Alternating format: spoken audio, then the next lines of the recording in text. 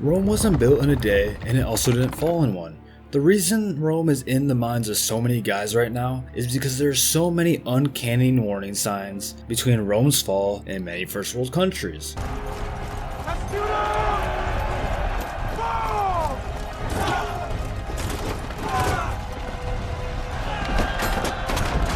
Do you think about the Roman Empire ever? Yeah, I guess, sometimes. How often? I don't know. Once a week. How do you not think about the Roman Empire? So let's start off with reason number 1. The destruction of the family unit. This is often through cheating. It was much more widespread back then, and I gotta say, with terms like side chick and sneaky link being a common thing nowadays, it's not that hard to believe this problem might be more common than ever. Back then, it was also easily accepted to get divorced. There wasn't even a process, they just had to call themselves divorced. And nowadays, the divorce rate is nearly 50%, and this leads to things like lack of guidance from a father figure. So there's a lot less people learning things such as respect and the importance of hard work and perseverance. And without these things being taught, it starts to look a little bit like this. My mother was right about you, I should have never married you. I never cheated, okay, maybe once, but that doesn't change anything. Get out. I hate when mom and dad fight. Now on to number 2, we have educational decay. The education system early on often promoted morals, patriotism, and social values, but slowly turned towards purely academics, shifting towards an even weaker guidance in the youth. And I'm not the most patriotic person by any means, but through my years of school, I noticed a lack of respect for the Pledge of Allegiance. And went from everyone standing up for it and saying it to becoming more so where people didn't even stand up. And honestly, I'd be surprised if they still do it. But this is what it feels to be in an academic situation. Alright, this is the final test, and this will judge your whole future. Whoa. And on to reason number 3, we have moral and societal decay. Like mentioned earlier, cheating became more relevant, and this is a hedonistic behavior, aka pleasure seeking. Well, also the interest in violence became more and more relevant. For the example of the gladiators, they would often fight animals and possibly get torn to pieces for people's enjoyment. And now we have music which is increasingly violent and grotesque, as well as gruesome movies. And while I don't think you need a religious belief to have morals, the worship of false idols often goes hand in hand with the fall. In Rome, they often worshipped Bacchus, the false god of wine and sensual pleasures. And nowadays, you can take a small look at some popular music videos and get the idea of who's being worshipped in this modern age. And honestly, I'd prefer this. Hey Bacchus, it's me. I'm just praying for help with my sick brother. Bruh, I just drank wine so much I became immortalized. Why are you reaching out to me for help, you doofus?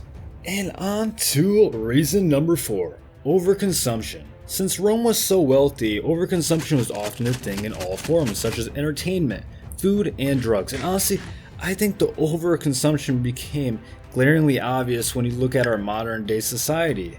I mean, look at the obesity rates and the worth of the entertainment industry. And on top of that, the drug abuse is crazy. I mean, countless people die every year to these things. But this is how I imagine it went back then. Give me some grapes. Thank you. Alright, now give me some wine as well. And reason number 5, financial inflation.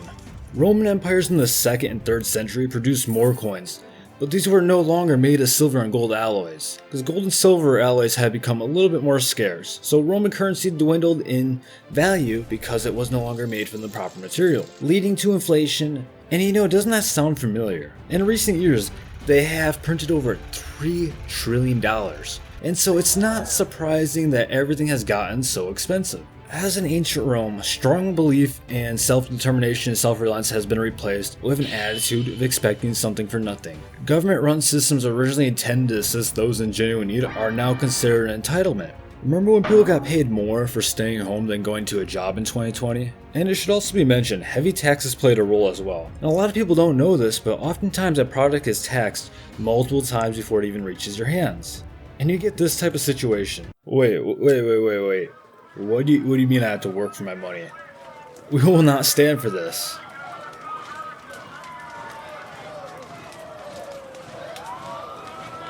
And now on to number 6, increasing crime. On a sinking ship, everyone is trying to save their own tail, so when inflation makes survival harder, people resort to stealing, and when people try to steal, there's sometimes resistance, which leads to violent crime. And with people being used to overconsuming, they may resort to crime just to maintain that lifestyle. Heavy crime is quite often a sign of a failing society that would probably look a little like this.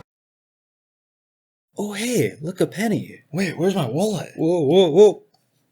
And on to reason number 7, increased corruption. This is what played a major role in all previously stated reasons. The corruption eroded Rome from the inside out. And I'm not going to get in it too much, but I'm sure we're all a little skeptical nowadays about what's actually going on behind the curtain. I mean, look at the viral music recently, such as Richmond North of Richmond. I wish politicians would look out for minors, and not just minors on an island somewhere. If that doesn't paint a picture of what a lot of us are thinking, then I don't know what does. The music is quite good though, it usually sounds a little bit like this. I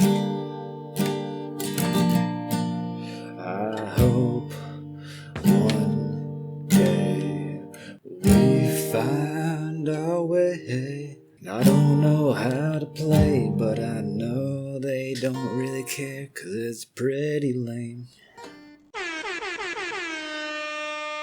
Reason number 8, military action. Rome was constantly getting invaded by barbarians, and with all the other problems, it eventually became too much for them to handle it. And you know what happened? They collapsed, which very well could be the last stage for the collapse of a lot of modern countries, because while we are not in an official war of anyone, there's a lot of proxy wars that very well could turn around to bite us. But yet again, if that happens, I think everyone in the world should be a little scared, since I don't think it would just be a small one-on-one conflict. It would probably go a little bit like this. I'm out of bullets, I'm out of bullets! No, Dorbol, don't do it! But remember me.